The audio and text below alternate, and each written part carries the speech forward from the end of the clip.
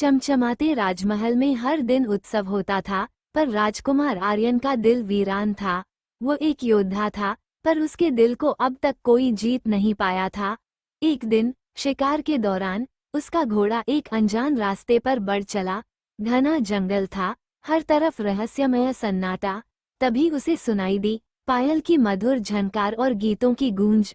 आर्यन ने पेड़ों के बीच से झांका।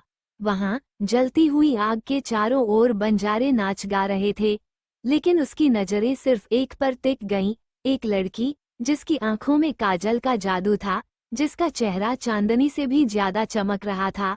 कौन हो तुम? राजकुमार ने उसके पास जाकर पूछा।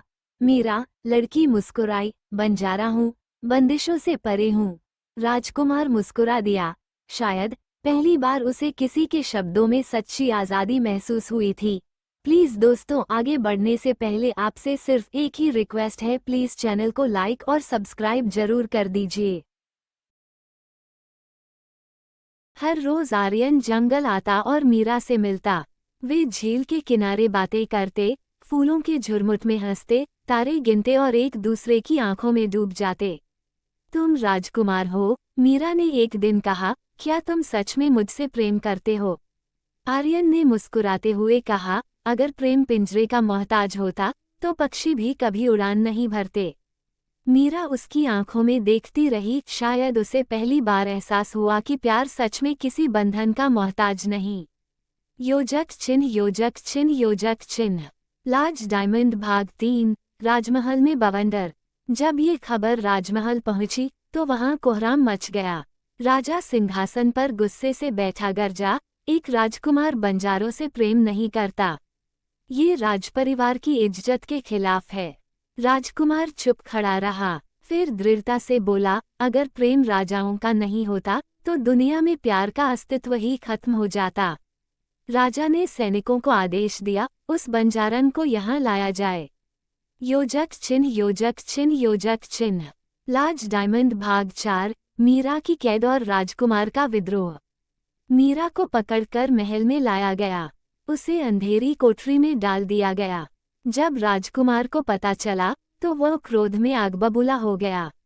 उसने महल छोड़ने का फैसला कर लिया। अगर मीरा मेरी नहीं हो सकती तो मैं भी इस महल का नहीं हूँ। वह अपनी तलवार उठाकर घोड़े पर सवार हुआ और तूफान की तरह निकल पड़ा। राजकुमार जंगल में मीरा को बचाने आया, लेकिन राजा के सैनिक तैयार थे। भयंकर युद्ध हुआ, तलवारें टकराईं, तीर चले, लेकिन राजकुमार अपने प्रेम के लिए अडिग रहा। आखिरकार उसने मीरा का हाथ पकड़ लिया और उसे लेकर भाग निकला। अब से तुम ही मेरी दुनिया हो, मीरा। मीरा की आंखों में आंसू थे, खुशी और डर के मिले जुले भाव। योजक चिन्ह, योजक चिन्ह, योजक चिन्ह। लाज डायमंड भाग 6। भागते प्रेमियों की कसम। अब वे जंगल में छिपे थे। बंजारों ने उन्हें शरण दी। एक रात राजकुमार ने मीरा से कहा, अगर हमें मरना भी पड़े तो भी हम साथ रहेंगे। मीरा ने अपना हाथ उसके हाथ में रखा। अगर प्यार सच्चा हो तो कोई ताकत हमें अलग नहीं कर सकती। लेकिन महल से भागे राजकुमार को पकड़ने के लिए राजा ने एक आखिरी चाल चली। योजक चिन्ह, योजक चिन्ह, योजक चिन्ह। लाज डायमंड भाग 7। विश्वासघात और अंतिम बलिदान। राजा ने बंजारों के नेता को सोने की थाली दी और कहा, राजकुमार को मेरे हवाले कर दो, तुम्हें बहुत धन मिलेगा। बंजारों में से एक लालच में आ गया और गुप्त रूप से राजा को सूचना दे दी। रात के अंधेरे में महल के सैनिकों ने जंगल को घेर लिया। राजकुमार और मीरा लड़ते रहे, लेकिन जब मीरा ने देखा कि सैनिक आर्यन पर हमला करने वाले हैं तो उसने खुद को आगे कर दिया।